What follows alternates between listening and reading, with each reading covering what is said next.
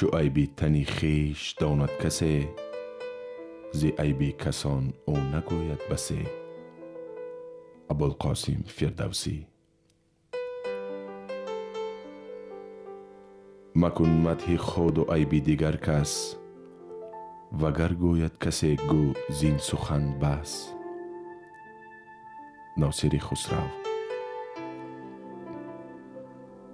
مکن عیب کسان تا می توانی،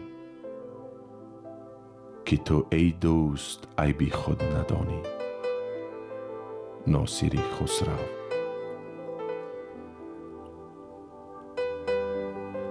گر کسی عیب تو کند بشنو، وان چه عیب است جملگی بدرو.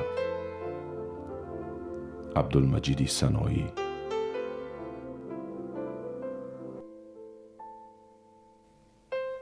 گر بترسی زانکه دیگر کس بجوید عیب تو، چشمت از عیب کسان لخته بباید خوابنید. ناصر خسرو.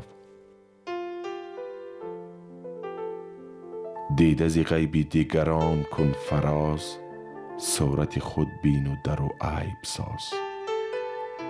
ناصر خسرو. هر که گوید عیب تو اندر حضور، می نماید راحت از ظلمت بنور. فریدالدین عطار.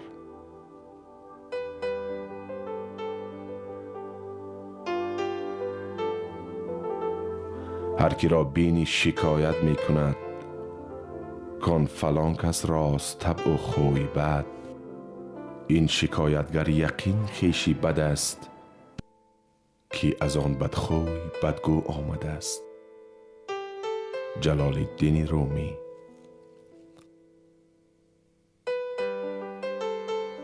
گر به عیب خویشتن دانا شوی، کی به عیب دیگران بینا شوی.